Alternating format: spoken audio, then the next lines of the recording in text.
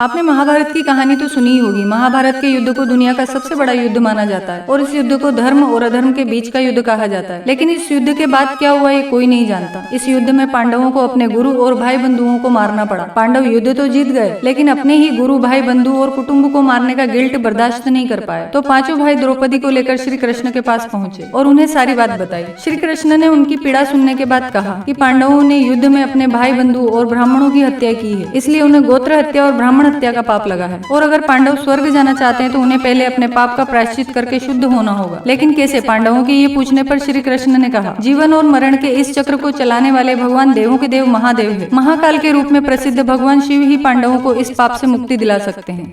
कहते हैं कि भगवान कृष्ण अच्छे से जानते थे कि भगवान शिव का ज्योतिर्लिंग केदारनाथ में बर्फ में छिपा है और इस ज्योतिर्लिंग के दर्शन करने से ही पांडव अपने पाप से मुक्त हो सकते थे। इसलिए उन्होंने पांडवों को केदारनाथ जाकर इस ज्योतिर्लिंग के दर्शन करने की सलाह दी। भगवान कृष्ण के कहने पर पांडव और द्रौपदी भगवान शिव की तलाश में हिमालय की गोद में बसे केदारनाथ की ओर चल पड़े। अपनी इस तलाश में पांडव कई दिनों तक हिमालय में भटकते रहे। वो जहाँ जहाँ भी जाते उन्हें दूर दूर तक बर्फ ही बर्फ दिखती। भगवान शिव को ढूंढते ढूंढते अब पांडव थकने लगे थे। वो जहाँ थे वहाँ इंसान तो क्या, एक परिंदा तक नजर नहीं आ रहा था। आखिरकार भटकते भटकते पांडव गुप्त काशी पहुंचे। वहां भगवान शिव और माता पार्वती विश्राम कर रहे थे और भगवान शिव अपने ही भाइयों और गुरु को मारने वाले पांडवों से बहुत नाराज थे। वो पांडवों को दर्शन देना नहीं चाहते थे। माता पार्वती से दर दर भटकते पांडवों और द्रौपदी का दुख देखा नहीं गया और उन्होंने गुप्त काशी में ही पांडवों को दर्शन दिए। पांडवों ने माता पार्वती से शिव का पता पूछा। माता पार्वती ने उत्तर दिया कि भगवान की इस खोज में मैं आपकी कोई मदद नहीं कर सकती, पर मैं आपको इतना बता सकती हूँ कि आपको इस रास्ते पर जाना है। पांडवों को उस रास्ते पर भैंसों का एक झुंड मिला। युधिष्ठिर जानते थे कि भगवान शिव ने भस्मासुर के युद्ध के दौरान भैंस का रूप धारण किया था। उन्होंने भीम से कहा कि इन्हीं भैंसों के झुंड में भगवान शिव भी कहीं छिपे हैं। भीम ने जबरदस्ती सभी भैंसों को अपनी टांगों के बीच से गुजरने को मजबूर किया, लेकिन एक भैंसा भीम की टांगों के नीचे से गुजरने के लिए तैयार नहीं था। वो भैंसा जमीन पर अपना सिर रगड़ने लगा। देखते ही देखते उसका आधे से ज्यादा शरीर जमीन में धंस गया। भीम ने फौरन दौड़कर उस भैंसे की पूंछ पकड़कर उसे जमीन से बाहर खींचने लगे।